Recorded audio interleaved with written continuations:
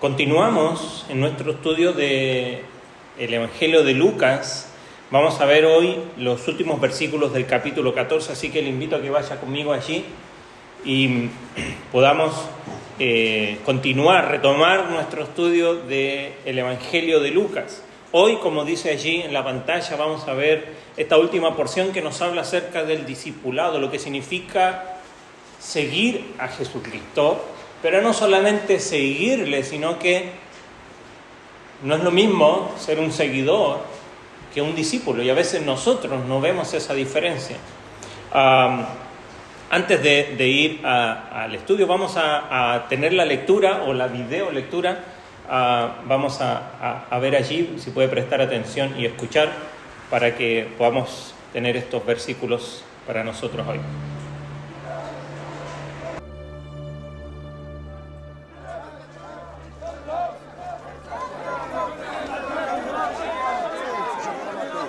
Grandes multitudes seguían a Jesús.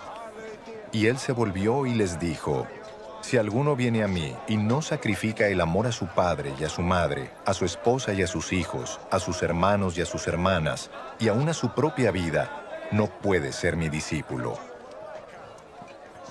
Y el que no carga su cruz y me sigue, no puede ser mi discípulo.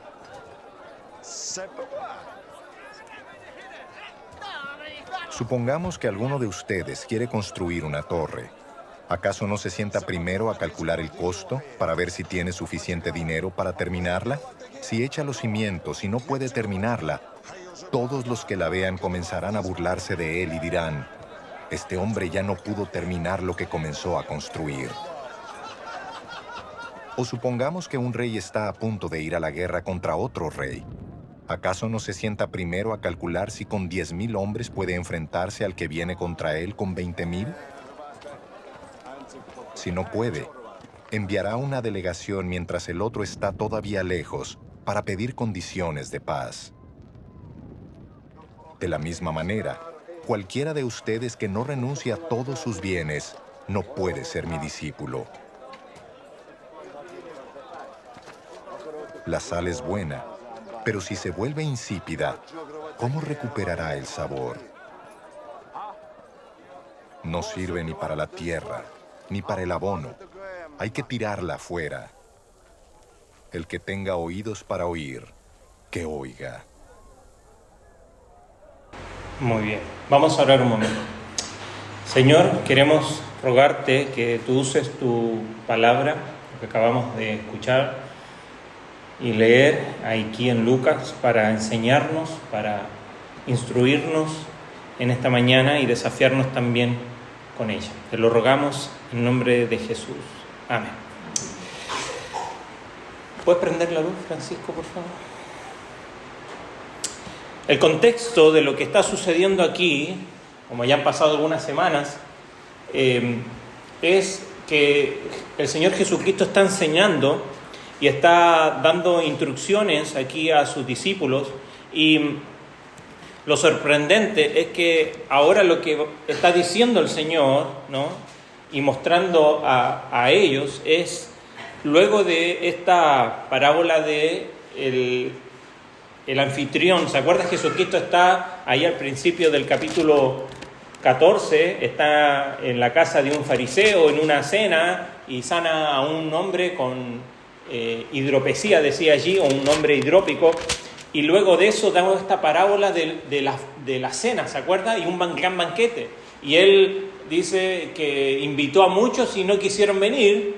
Los invitados que habían dicho que sí, después dijeron no queremos ir. Y él dice: vayan, busquen por los caminos, y dice: traigan a los pobres, a los mancos, a los cojos, a los ciegos. Y vemos esta gran gracia de Dios, de este banquete, ¿no?, que normalmente los que están excluidos allí, los que están excluidos de este banquete, ahora están incluidos en esta gracia inmerecida. Ahora, esta ilustración de la gracia del reino, ¿no?, donde es abierto para todos, como dice el Señor: si alguno quiere venir en pos de mí, vamos adelante, el Señor está invitando. Pero esta ilustración es seguida de advertencias porque este público, ¿no?, que está allí en la casa de los fariseos, que son multitudes, ¿no?, donde están siendo llamados, vienen ahora las advertencias de Jesús sobre los desafíos de seguirle a Él, que no son nuevas, ya Él las había dicho antes en este mismo evangelio, lo hemos visto en el capítulo 8, cuando Él le dice a un joven rico, ¿se acuerda? Yo quiero seguirte, ¿no? Y viene otro y le dice, pero deja enterrar a mi familia, y otro dice, tengo que hacer algunos negocios, y el Señor al joven rico le dice, bueno, ok, sígueme, pero vende todo lo que tienes, dalo a los pobres y ven. Y se fue triste. No es nuevo lo que van a escuchar, pero sin duda la forma en cómo lo dice ahora va a traer y va a confrontar a aquellos que están siguiendo a Jesús. Y la parábola ahí en el banquete, como dijimos, invita a una amplia gama de personas a llenar esa casa. Todos están invitados a aceptar la gracia de Dios, pero con la gracia de Dios también viene la exigencia, las advertencias y las demandas que Dios hace a aquellos que han de aceptar su gracia también. Lucas nos pone aquí, ¿no?, esto que que acabamos de escuchar y leer, también está en otros de los evangelios, y aunque hay algunas diferencias allí, Lucas nos expone los requisitos que se imponen a aquellos que aceptan esta invitación al banquete. Aquellos que dicen, ok, el Señor me invita, yo no lo merezco, ¿se acuerda? Lo vimos hace unas semanas atrás, no eran los que estaban invitados, y quizá eso es una alusión a la diferencia entre el pueblo de Israel. Como dice Juan, vino a los suyos, pero los suyos lo rechazaron, y la invitación se abre, y ahora todos pueden venir al Señor, nadie lo merece, pero las exigencias que siguen a la parábola evitan de alguna manera cualquier presunción de que seguir a Jesús o que el discipulado implica simplemente presentarse allí y decir, bueno, yo estoy aquí, a mí me invitaron, y como que, bueno, yo le sigo nomás, ¿no? Hay implicaciones, tanto prácticas como teológicas, en cuanto a seguir a Jesús. El discipulado no es una invitación a la quietud, a la comodidad, a la inacción, sino que exige sacrificio y también exige de alguna manera un compromiso. La idea principal de lo que vamos a estudiar hoy es que el discipulado requiere, como dice allí, exige una prioridad total. Que el discipulado exige también sacrificio, un sacrificio inquebrantable de una vida que está impactada por la cruz, que está formada, como diría alguien, una vida cruciforme, ¿no? Que la cruz le va dando forma a nuestra vida, y la aceptación y la devoción absoluta a solo a una persona, que es Jesucristo. La estructura de lo que vamos a ver en el día de hoy es bastante sencilla. Hay 4 advertencias sobre el costo del discipulado que están allí en el medio, separadas, 2 advertencias que son las primeras que vamos a ver y 2 al final, y en el medio hay 2 parábolas que nos ilustran de alguna manera lo que significa seguir, ¿no?, al Señor. Cuando habla acerca del costo, después de la necesidad de llevar la cruz, y estas parábolas de aquel que construye una torre y de aquel que rey que va a la guerra y necesita analizar cómo lo va a hacer. Y al final vuelve a advertir el Señor sobre las posesiones y da una ilustración acerca de la sal. Así que vamos a ver el texto en el día de hoy. Los primeros 2 versículos de esta porción, versos 26 y 27, se los vuelvo a leer, dice: si alguno viene a mí y no aborrece a padre y a su madre y mujer e hijos, hermanos, hermanas, aún también su propia vida, no puede ser mi discípulo. Y el que no lleva su cruz y viene en pos de mí, quizás agregaríamos lo que dice Mateo y otros de los evangelios, que dice: aquel que no lleva su cruz cada día, no puede ser mi discípulo. Si usted se da cuenta, 2 veces el Señor le dice a los que le están siguiendo: no pueden ser mi discípulo. Ahora, veamos el contexto. El verso 25 nos muestra un poco el contexto que mencionábamos recién. Jesús, debemos recordar que Jesús va de camino ¿a dónde? A Jerusalén, ¿verdad? Y sabemos que allí comenzó hace varios días, hace varias semanas, este camino y por los pueblos iba predicando el Evangelio, sanando a personas y enseñando también a sus discípulos. La mayor parte de la enseñanza sobre el discipulado va ocurriendo aquí en el camino, en torno a las multitudes que están con él, ¿no? Y esas multitudes que le siguen representan un grupo de discípulos potenciales. No todos son discípulos, pero hay una multitud que le sigue. Y esto sigue siendo igual en el día de hoy. Y el Señor, hay mucha gente que sigue a Jesús, y el Señor, como lo hace hoy, se da vuelta y confronta a aquellos que están siguiendo a Jesús. Y les habla acerca de estas advertencias de la diferencia entre ser un seguidor y ser un verdadero discípulo del Señor. Entonces, hay muchos discípulos potenciales y lo siguen por muchas razones. Porque hay algo especial en Jesús, porque quieren satisfacer su curiosidad. Si lo traemos a nuestros días, están viendo lo que hace Jesús. ¿Qué ha hecho Jesús hasta ahora? Ha sanado mucha gente, ¿verdad? Multiplicó los panes y los peces, ha hecho milagros, habla como nadie habla. Si fueran nuestros días, andaría mucha gente detrás de Jesús con sus celulares allí, ¿no? Transmitiendo en streaming, ¿no? Diciendo a ver qué va a hacer Jesús ahora y ser los primeros allí que van a ver lo que hace Jesús. Y hay muchos curiosos, y hay muchos curiosos hoy también, que siguen a Jesús de la misma manera, a ver qué me puede dar Él quizás, ¿no? O qué puedo yo decir de Él. Lo cierto es que la mayoría no va a comprender plenamente las implicaciones de lo que significa estar con Jesús, porque existe una gran diferencia simplemente en acompañar a Jesús, como lo hacen allí. Grandes multitudes iban con Él, lo acompañaban, a seguirlo como un discípulo. Entonces, esta marcha de Jesús a Jerusalén pareciera como un desfile, ¿no? Ahí muy llamativo y todos allí atentos a lo que podría suceder, pero más bien pareciera ser un cortejo fúnebre, porque sabemos cómo termina la historia nosotros, ¿verdad? Cristo va a Jerusalén y ¿qué va a suceder allí? Si bien Él va a predicar y muchos van a comenzar a seguirle, pero esta historia termina con Jesucristo en la cruz, ¿no? Entonces, las multitudes deben de saber que no basta con decir que estuvieron allí, que oyeron sus enseñanzas, que vieron sus milagros o que comieron con Él, porque Jesús ya les ha advertido, algunos, ¿se acuerda? Vimos hace tiempo atrás que muchos, el Señor les advierte, muchos en aquel día me dirán: nosotros hicimos milagros en tu nombre, nosotros echamos fuera demonios en tu nombre, nosotros estuvimos contigo, y el Señor les dice: apartaos de mí porque no les conozco. Entonces los discípulos de Jesús son aquellos que cambian todas las prioridades de su vida y se conforman sus vidas y sus caminos hacia la cruz, y eso es la manera en cómo se dan cuenta, como dice allí, del costo que significa seguir a Jesús.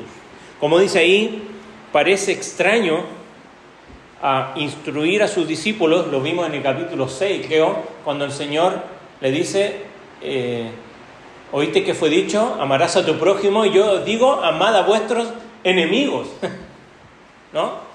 Ahora parecería extraño que después de instruir a sus discípulos a amar a sus enemigos, ahora aborrecer a su familia.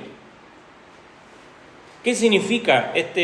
Hay otras versiones que dice que si alguno no viene a mí y no sacrifica el amor, dice la NBI, a su padre, a su madre. Otras versiones dice incluso odiar, aborrecer, rechazar. Lo cierto es que esta palabra no se refiere a la enemistad, sino es una expresión que transmite de alguna manera esta exclusión que hay cuando usted tiene A y B, y usted tiene que elegir entre A y B, y a ver cuál elegirías tú, A o B. A. Entonces Francisco eligió A y despreció a B, ¿no?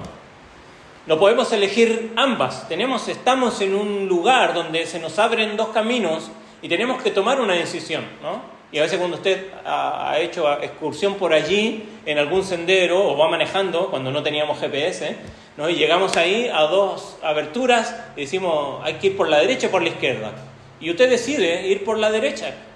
Eso no hace que usted odie a la izquierda, a ese camino que va por allí, pero obviamente al elegir uno está excluyendo al otro. Y está eligiendo uno por sobre otro. Hay un pasaje, si lo quiere anotar, en Deuteronomio 33, versos 8 y 9, cuando está en los últimos pasajes de Deuteronomio, cuando está ese canto donde comienza a repasar a cada una de las tribus de Israel, y Moisés menciona ahí a la tribu de Leví. ¿Por qué era especial la tribu de Leví? ¿Se acuerda qué sucedió? Cuando construyen el becerro de oro y bajan allí Moisés y Aarón del monte, Moisés más bien, Aarón estaba allí y les dice, bueno, esto está mal, están adorando ídolos. Y dice, ¿quién se pone del lado de Dios? ¿Cuál fue la tribu que se pasó del lado del Señor? Fue precisamente la tribu de Leví. Y muchos perecieron en aquel día. Y ahí en ese canto, porque está en forma de verso, habla allí de cómo no consideraron incluso si los que estaban del otro lado era su familia, sus amigos, sus vecinos. Ellos decidieron estar del lado del Señor. Y podría ser que Cristo estuviese tomando esto como ilustración, ¿no? De aquellos que prefirieron a Dios por encima de su propia familia. Y tenemos la ilustración ahí en Deuteronomio. Entonces el texto nos está mostrando, hay Mateo capítulo 10, que es el texto paralelo a esta porción, quizás aboga por la interpretación de que significa amar menos, ¿no? De quien ama a su padre o a su madre más que a mí, porque ahí habla de que no es digno de mí, en Mateo, ¿no? Mateo dice no es digno de mí, aquí en Lucas dice no puede ser mi discípulo. Y el mandato, sin duda, de honrar a los padres, que lo tenemos en los 10 mandamientos, ¿no? Honra a tu padre y a tu madre, que es el primer mandamiento con promesa, y lo tenemos nuevamente en el Nuevo Testamento. Obviamente, estos mandatos siguen siendo válidos, pero Jesús advierte que quienes intenten servir, muchas veces lo dice, ¿no? Que quien que intente servir, a dos amos, es imposible, porque amará a uno y aborrecerá a otro. Es imposible. Entonces la familia, lo que está diciendo aquí, no debe convertirse en nuestro amo, sino que solo Jesús debe tener ese papel. Y el amor a Él debe prevalecer por sobre todos los demás amores que tenemos en nuestra vida. No significa que hemos de odiar o despreciar a nuestra familia, es lo que está diciendo Cristo aquí, sino que el amor a Él va a estar por encima de nuestras lealtades, a nuestros afectos naturales. Muchas veces, no pocas veces, nuestros afectos naturales pueden socavar nuestra fidelidad a Dios, ¿no? Y quizás darnos excusas para dar marcha atrás a nuestro compromiso, ¿no? Sabemos que la familia debe ser lo primero en este mundo, que debemos de cuidar de ella, pero hay una lealtad mayor. Y como dice ahí, amar a Jesús sobre todo es lo que está llamando Cristo. Enfatiza la necesidad de amarle por encima de la familia y, como dice ahí, incluso de la propia vida. Al final, la frase no puede ser mi discípulo, que aparece 3 veces en lo que acabamos de leer, al final de cada dicho sobre el discipulado, esta idea de no puede, diferente a Mateo que dice no es digno de mí, quizás pone el énfasis en la fuerza moral en lugar del valor moral, ¿no? Acá está hablando de lo imposible que es seguir a Jesús como discípulo si nuestras lealtades no están en orden. Dice allí el verso 27, el que no lleva su cruz y viene en pos de mí, añadimos lo que dice Mateo, día a día, diariamente, cada día, no puede ser mi discípulo. Y esta palabra ya lo dice en el capítulo 9, lo había mencionado con esta idea de tomar su cruz. concreta la idea de no solamente tomar a Jesús por encima de la familia, sino que también a Jesús por encima de mi propia vida. Poner a Jesús por encima de mi propia vida. Llevar la cruz, ¿no? Va en paralelo de, como dice ahí, ¿no? Aborrecer a su propia familia, en que los lazos sociales, incluso la vida misma, deben de tomar un segundo, un tercer lugar por encima, ¿no? de nuestro compromiso con Jesucristo. Y por eso recordamos lo que dice Mateo, cada día, porque esta es una experiencia que no se vive una sola vez, ¿no? Sino que constantemente tenemos que estar revisando y haciendo examen de mis prioridades.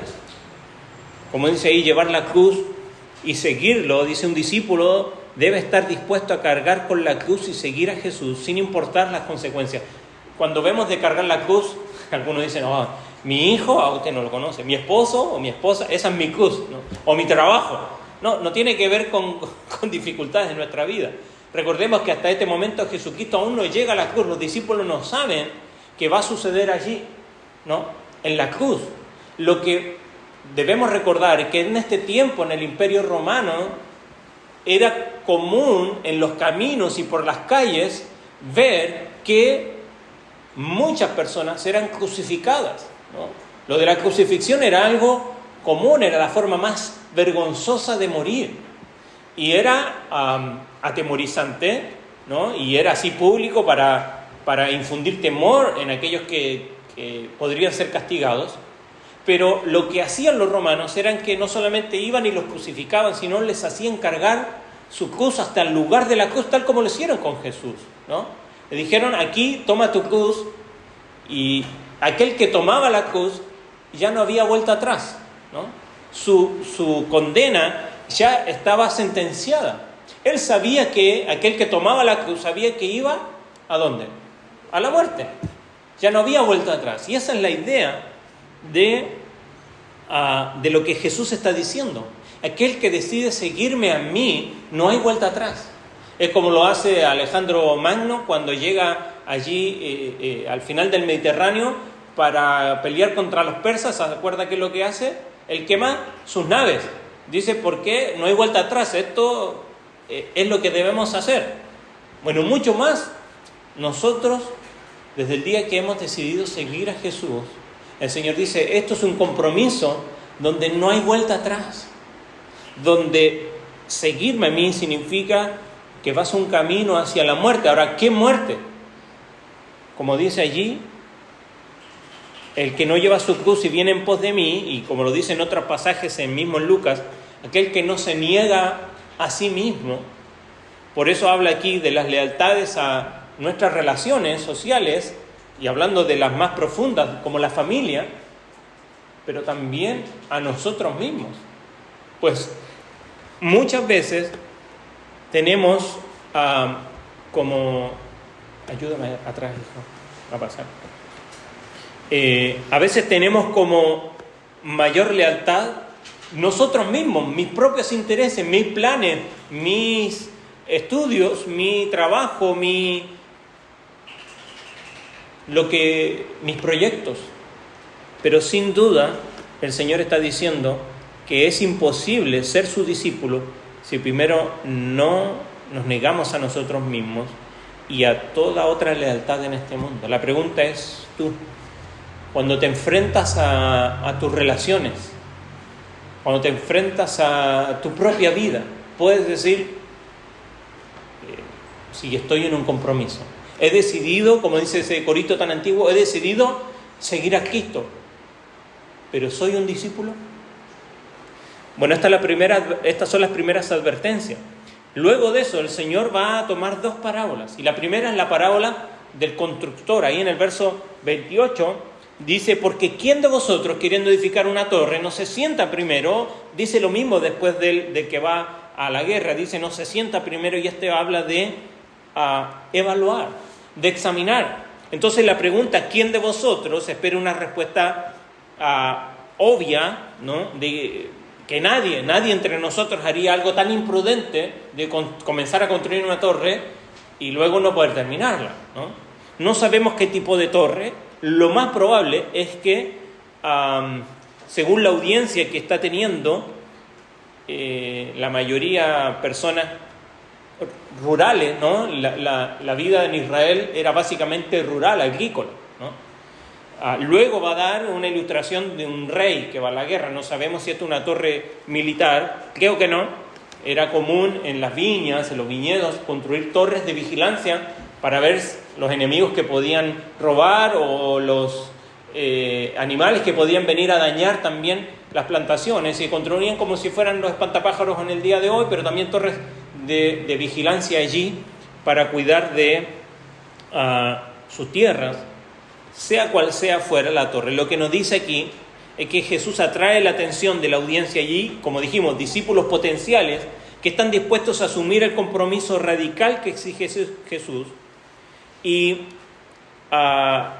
los discípulos necesitan, de alguna manera, evaluar, ¿no? El primer punto de comparación entre la construcción de una torre y el discipulado es el cálculo del costo, ¿no? Como dice allí, ¿quién de vosotros no se sienta primero, calcula los gastos, a ver si tiene lo que necesita para acabarla, no sea que después de haberla puesto el cimiento no pueda acabarla y todos lo vean, comiencen a hacer burla de él?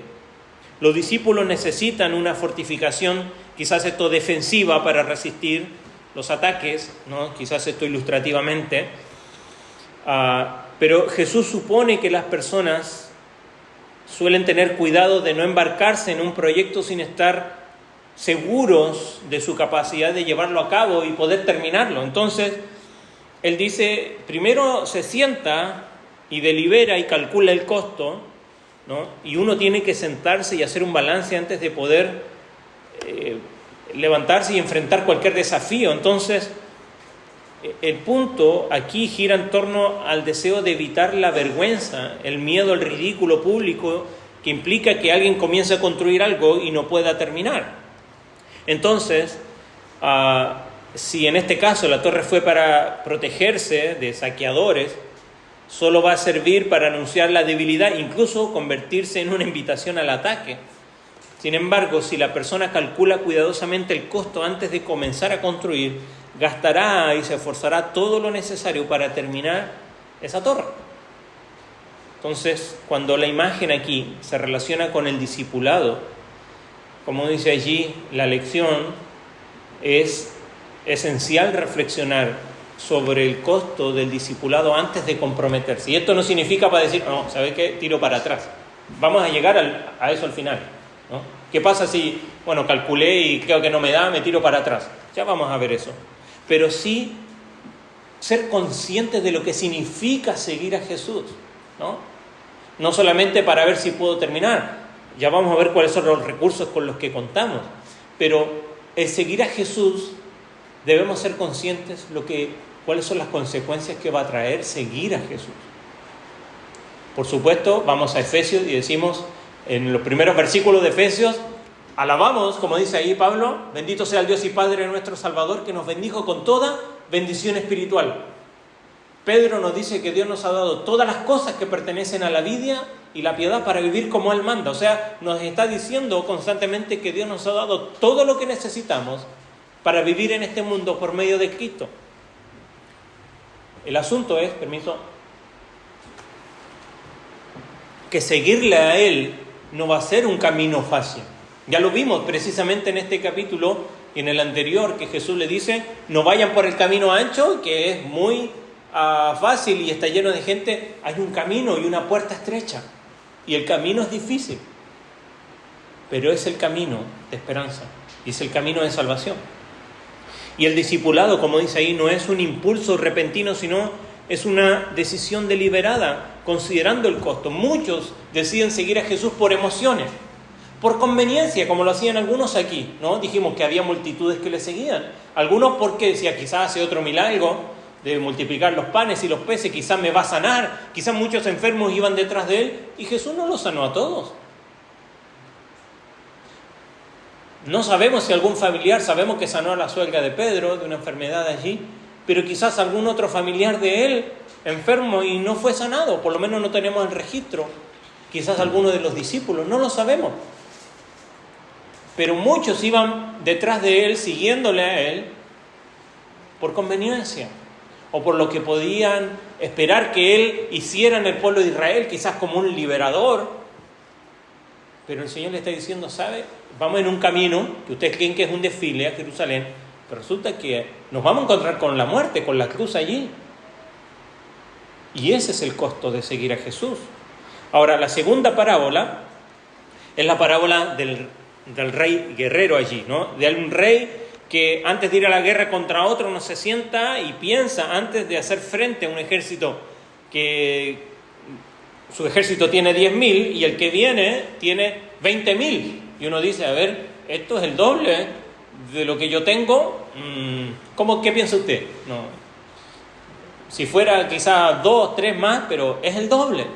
Entonces, primero debe sentarse y calcular si tiene los medios para entablar batalla, para conquistar o para expulsar al enemigo. Y el temor quizás a una derrota, ¿no?, por parte del enemigo va a llevar al rey a negociar la rendición, ¿no? Por eso dice, si no puede, cuando el otro todavía está lejos, le envía una embajada y le pide condiciones de paz. Es interesante, esta idea de embajada. Nosotros hoy día tenemos la idea de los embajadores, o hombres o mujeres también, con traje, ¿no?, con un séquito de personas detrás, ¿no?, que lo van protegiendo. Pero en ese tiempo los embajadores eran un soldado o un grupo, 2 o 3, que iban a hablar con el enemigo, pero no sabían si volvían, ¿no? O sea, ese que llevaba un mensaje con condiciones de rendición o de paz, iba a riesgo de su propia vida. Y es interesante que Pablo ocupa la misma imagen en Corintios cuando dice que nosotros somos embajadores de Cristo, diciendo al mundo, reconciliados con Dios. Y esa es la idea. Nosotros estamos expuestos frente a este mundo como embajadores, no con un lugar privilegiado, sino que precisamente el costo de seguir a Jesús y ser sus embajadores es que nuestra vida está en riesgo constante de ser rechazados, de ser menospreciados, pero no olvidando que hemos sido aceptados, perdonados, adoptados por Jesucristo dentro de su familia. Entonces, este rey, como vimos allí, el fracaso en este caso no solo expone a uno al desprecio de los vecinos, sino que resulta en ser conquistado, exhibido o incluso ejecutado. Ya sea cualquiera de las dos parábolas, ¿no?, donde aquel que no puede terminar viene en vergüenza, no lo mencioné allí, pero hay muchos personajes. Tristemente, tenemos en Hebreos 11, tenemos quizás allí un ¿cómo se llama ahí? Sí, los héroes, la galería esa, casa, la galería de los héroes de la fe, que obviamente no es por ellos, es por su fe en el Señor, que están allí, ¿no?, por la fe a Abel, por la fe a Abraham, por la fe a Moisés, conquistaron reinos. Pero también hay una triste lista de aquellos que comenzaron y no terminaron. Podemos partir por Judas, el traidor. Después tenemos a Demas, ¿se acuerda? Uno de los ayudantes de Pablo, sale mencionado 3 veces. Demas, que está ahí acompañando, ¿no?, colaborador, y dice. Después aparece simplemente Demas, y la última vez que se menciona dice que Demas me ha abandonado amando más a este mundo. Tenemos a Alejandro y Meneo, y así otros, Ananías y Zafira, que prefirieron lo suyo propio. Pero tenemos aquí ya sea aquel que no puede terminar o aquel que se vea enfrentado a una situación donde dice, esto va en contra mía porque estoy en desventaja. Lo que quiere mostrar es que tanto en uno como lo otro, en este segundo, que la guerra requiere una dedicación total para ganar, así el discipulado también requiere una dedicación total. No puede haber un discipulado simbólico, No puede haber un discipulado diciendo yo estoy acá, ¿no? Como a mí no me va a afectar en nada. Por eso es que el Señor termina con estas advertencias finales diciendo que todo aquel de vosotros que no renuncia, la palabra aquí renuncia en el verso 33 es literalmente significa en el griego despedirse, como decirle adiós, ¿no? Se ocupa ese mismo verbo en otros pasajes para hablar de esto. Todo aquel que no se despide de todo lo que posee no puede ser mi discípulo. Todo aquel que no puede deshacerse de, librarse de romperse de aquellas ligaduras de este mundo.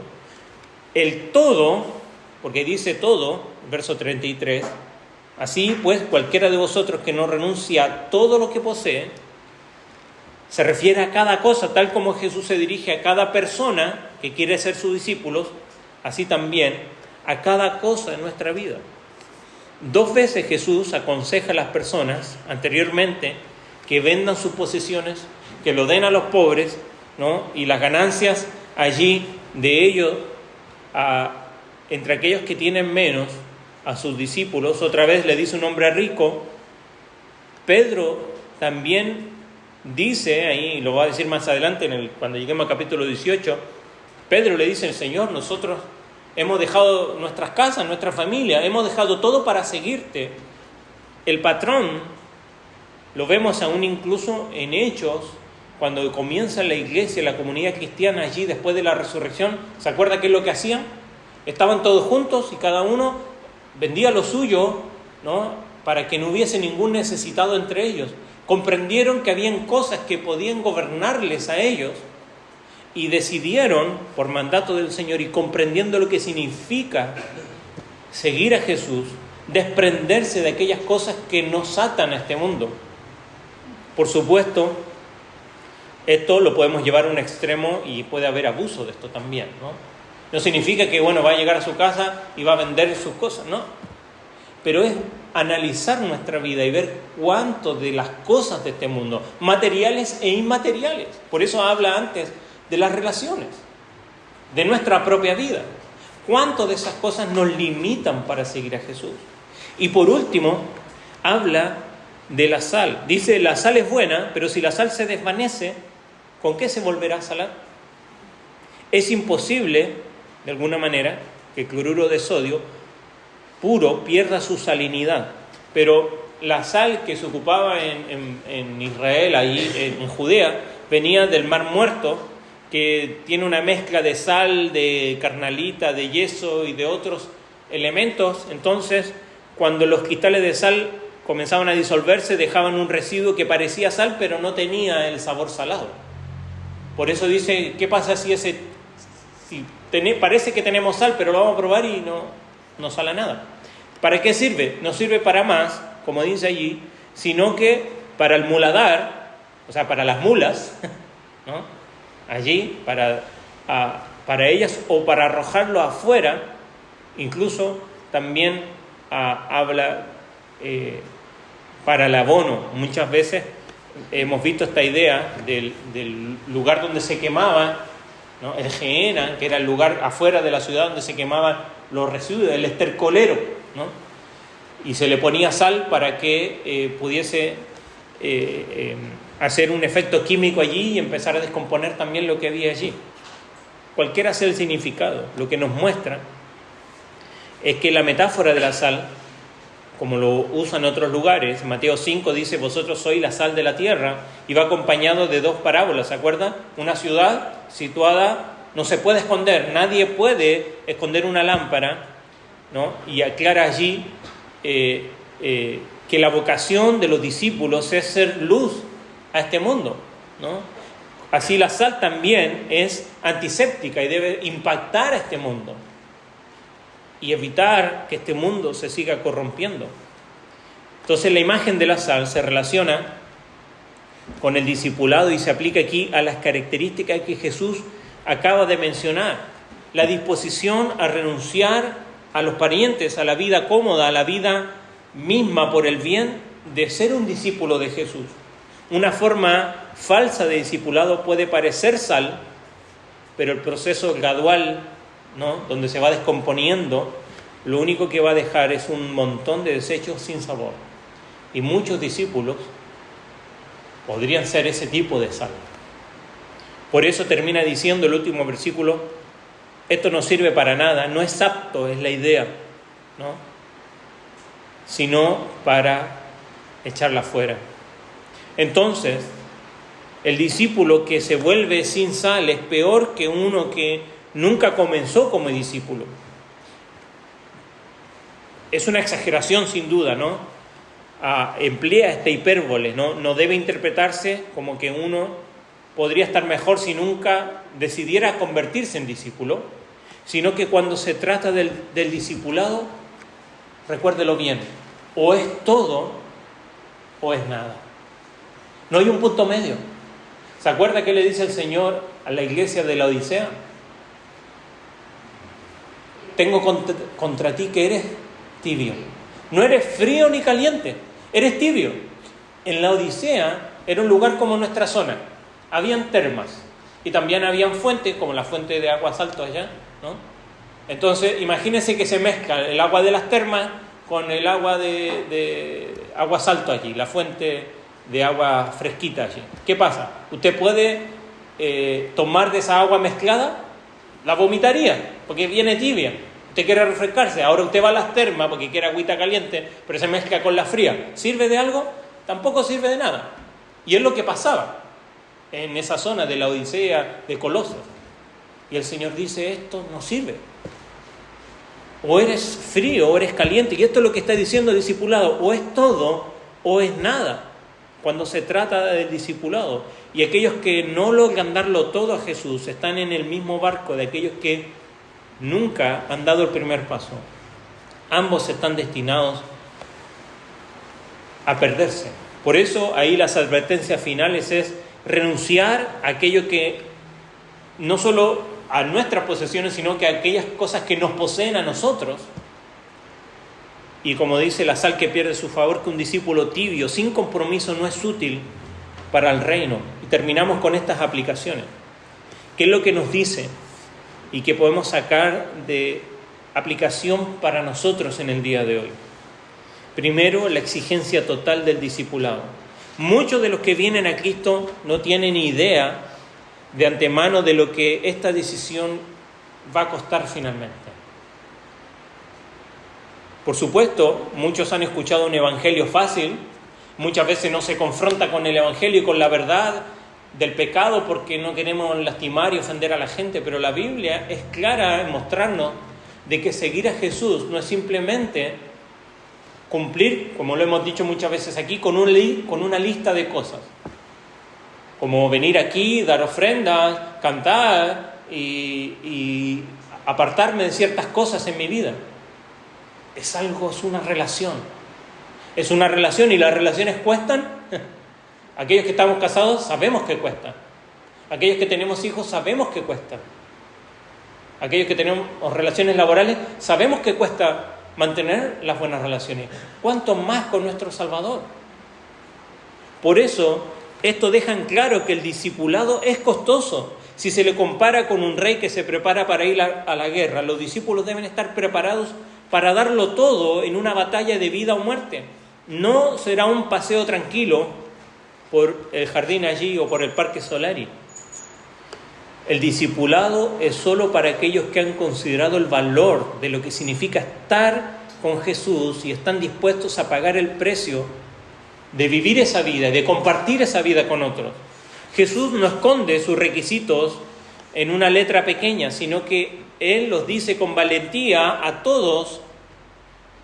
El objetivo no es asustar a los discípulos potenciales, lo que podría suceder, sino reclutar a aquellos que están dispuestos a arriesgarlo todo con fervor por una decisión que primero han considerado y evaluado y han calculado y comprenden que el discipulado fiel, que aguanta hasta el final, no se basa en un momento de sentimiento solamente, sino que puede desvanecerse, sino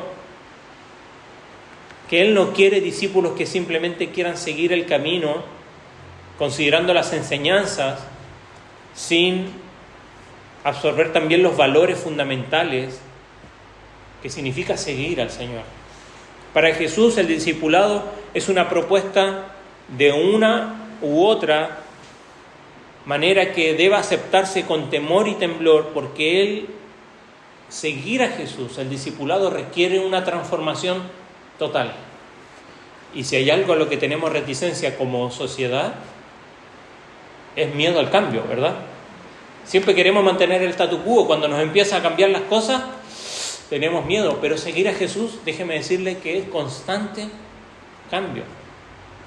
Si has decidido seguir a Jesús, debes comprender el sacrificio total. Como dice ahí, Jesús debe ser la prioridad en todas las áreas de nuestra vida. Segundo, la renuncia a todas las cosas por Cristo. Seguir a Jesús exige ser capaz de renunciar a todos los bienes, posesiones materiales. Implica renunciar a la búsqueda de nuestra seguridad terrenal en este mundo, porque es donde normalmente buscamos la seguridad. ¿Cuánto dinero nos queda antes de fin de mes? ¿Cuántas cosas tenemos? Nuestra seguridad es precisamente lo que pasó con Judas. Fue traicionado, o traicionó más bien a su Señor por dinero.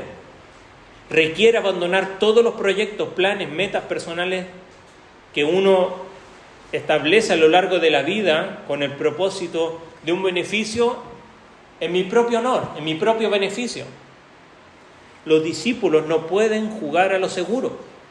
Convertirse en discípulo de Jesús es embarcarse en un camino, como decía ahí, una puerta estrecha, camino pedregoso, que conduce a un futuro incierto en esta vida y a la posibilidad que termine igual que Cristo, en una cruz. Requiere ser capaz de renunciar al amor intrínseco por la propia vida. Pedro, que va a seguir a Jesús desde lejos después de su arresto, lo va a negar bajo una suave presión, ¿se acuerdan? Y muestra lo difícil que es llevar la cruz cada día hasta el final. Los discípulos deben estar dispuestos a sacrificar lo que más aman en este mundo. ¿Qué es lo que usted más ama? Cuando comenzamos a analizar nuestra propia vida, ¿qué es lo que yo más amo en este mundo?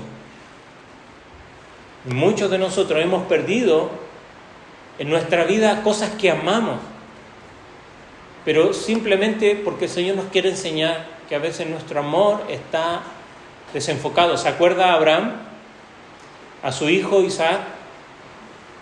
¿Por qué el Señor le dice, ve a sacrificarlo? Quería jugar con él.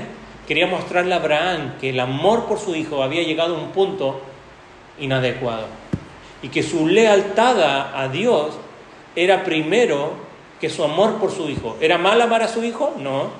Era el hijo de la promesa, era por el cual se iban a cumplir precisamente lo que Dios había prometido, pero él comenzó a amar más al hijo de la promesa que a aquel que dio la promesa. Y muchas veces a nosotros nos pasa lo mismo, y puede ser nuestra profesión, nuestro trabajo, nuestros hijos, nuestra familia, incluso puede ser el ministerio, aquellos que estamos en el ministerio. Nuestra lealtad debe ser al Señor y renunciar, como dice ahí, entrega, dejar posesiones, seguridades, relaciones en las manos de Dios. ¿Los has hecho tú? ¿Realmente lo has hecho de renunciar a aquello donde nosotros creemos que está en nuestra seguridad? Dejarlo al Señor. El verdadero amor y la preocupación por la familia, sin duda, decía un comentarista, y los amigos y uno mismo, dependen de un genuino discernimiento de los valores en Cristo. Uno renuncia a la preocupación egoísta por la confianza en el amor de Dios, que inevitablemente debe expresarse en el amor por el prójimo. Esto no significa que no nos importa la familia, pero cuando amamos a Dios sobre todas las cosas, déjeme decirle, todo lo que viene después se organiza correctamente. Y el amor al esposo, a la esposa, a los hijos, e incluso al trabajo y todas las otras cosas que vienen después, se organizan y encuentran un lugar adecuado cuando tu amor por Cristo es primero. Y cuando renuncias a todas estas cosas por amarle a Él, por encima de esas cosas, encuentran un orden vital. Y por último, calculando el costo de no seguir a Cristo. En las dos parábolas del constructor de la torre y del rey que va a la guerra, el énfasis está puesto en calcular el costo. Convertirse en discípulo de Jesús es un asunto serio, tan costoso como construir una torre, tan peligroso como ir a la guerra cuando está superado 2-1. Pero el discipulado no es una cuestión de gestión prudente, de riesgo y calcular simplemente. Desde el punto de vista mundano, convertirse en un discípulo es claramente imprudente. Si lo vemos desde el punto de vista humano, amar a Jesús por encima de la propia familia, claro que es imprudente. Claro que es ilógico. Convertirse en discípulo, como dijimos, es claramente imprudente si lo vemos solamente desde el punto de vista humano, ya que el poder del enemigo parece abrumador, pero también hay que calcular el costo de no seguir a Jesús. Lo que el texto no explica es que de todos modos vamos a perder todo, sea cual sea la elección que nosotros hagamos. Si tú decides seguir a Jesús, lo vas a perder todo, porque vas a renunciar a este mundo para seguir a Él. Pero si decides no seguirle a Él, déjame decirte que igual lo vas a perder todo. Knowles, un comentarista, dice: la única cuestión es si se perderá todo como seguidor de Jesús y por el bien del reino de Dios, o como alguien que se niega a seguirlo y obedecerlo. En otras palabras, ¿cuál es el curso de acción más prometedor? Calcular el costo y concluir que el riesgo es demasiado grande y que no vale la pena el esfuerzo no es una opción viable. La rendición incondicional a un rey invasor, si es Satanás, por ejemplo, va a conducir a una ruina definitiva. Por eso es que se debe calcular el costo de no seguir a Jesús. Si la opción es la rendición incondicional a Jesús o a Satanás, la primera es la única que va a resultar en una elección realmente sabia. Si se supone que los personajes del constructor de la torre y del rey en las dos parábolas poseen los recursos necesarios para llevarla a cabo, las tareas que se le ponen por delante, se rompe la conexión con los discípulos potenciales, porque el Nuevo Testamento nos deja claro que quienes dependen de sus propios recursos escasos y débiles están condenados al fracaso. Los discípulos solo pueden depender del poder y los recursos de Dios, que los hacen suficientes a pesar de su debilidad. En 2 de Corintios, capítulo 3, en 2 de Corintios, Pablo, en capítulo 3, dice: y tal confianza tenemos mediante Cristo para con Dios, no que seamos competentes por nosotros mismos para pensar algo de nosotros mismos, sino que nuestra competencia proviene de Dios. Más adelante, en el capítulo 4, verso 7, dice: pero tenemos este tesoro en vasos de barro, para que la excelencia del poder de Dios y no de nosotros, que estamos atribulados en todo, mas no angustiados, en apuro, mas no desesperados, perseguidos, mas no desamparados, derribados, pero no destruidos, llevando en el cuerpo siempre por todas partes la muerte de Jesús, para que también la vida de Jesús se manifieste en nuestros cuerpos. Porque nosotros que vivimos simplemente estamos entregados a la muerte a causa de Jesús, para que también la vida de Jesús se manifieste en nuestra carne mortal, de manera que la muerte actúa en nosotros y en vosotros la vida. Y en el capítulo 12 de esta misma carta, versos 9 y 10, dice: se me ha dicho, después de orar 3 veces al Señor, Él le ha dicho: bástate mi gracia, porque mi poder se perfecciona en la debilidad. Por tanto, de buena gana me gloriaré más bien en mis debilidades, para que repose sobre mí el poder de Cristo. Por lo cual, por amor a Cristo, me gozo en las debilidades, en afrentas, en necesidades, en persecuciones, en angustias, porque cuando soy débil, entonces soy fuerte. Y esto es lo que debemos comprender al final, que los recursos de Dios son suficientes en nuestra debilidad. Y por eso es que tenemos esas parábolas ahí. Uno que no puede terminar, no tiene; otro que está en desventaja. ¿Por qué? Porque los recursos no son los nuestros. Debemos depender de los recursos de Dios para poder seguir a Jesús. Y el costo de no seguir a Jesús implica perderlo todo. La parábola de Jesús sugiere que cuando uno calcula los costos y piensa que sus recursos son adecuados para enfrentar al enemigo, entonces no lo son. No podemos, con tus recursos no puedes. En ningún orden de nuestra vida. Cuando piensas yo lo puedo manejar, entonces estás derechamente al fracaso. Pero cuando decides depender de Él y de sus recursos, entonces hay esperanza. Los discípulos solo pueden poner su confianza en Dios. Cuando calculamos los costos y pensamos que nuestros recursos son adecuados para enfrentar al enemigo, para enfrentar las circunstancias, para enfrentar la vida que tenemos por delante, y vemos nuestros recursos y decimos yo no puedo, entonces estamos en un camino adecuado, porque eso nos invita a depender plenamente de Él. Pero como vimos aquí al final, hay un costo de seguir a Jesús, pero también hay un costo de no seguirle. ¿Dónde estás tú? ¿Dónde estás tú? ¿Qué estoy yo dispuesto a entregar para seguir a Cristo? ¿Qué estoy yo dispuesto a entregar para continuar siguiendo a Cristo? Si eres un discípulo hace tiempo, siguen habiendo cosas en nuestra vida que debemos renunciar. ¿Cuáles son ellas? ¿Cuáles son aquellas cosas de las que debo desprenderme? Puede ser relaciones insanas en nuestra vida. Pueden ser cosas en nuestro propio interior que debemos renunciar porque nos están haciendo daños, impidiendo seguir a Jesús. ¿Verdaderamente Jesús tiene el primer lugar en tu vida?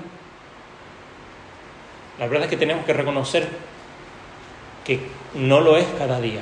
Por eso el Señor le dice, tomar su cruz cada día. Cada día evaluar si Jesús es lo primero en nuestra vida. ¿Es verdaderamente así?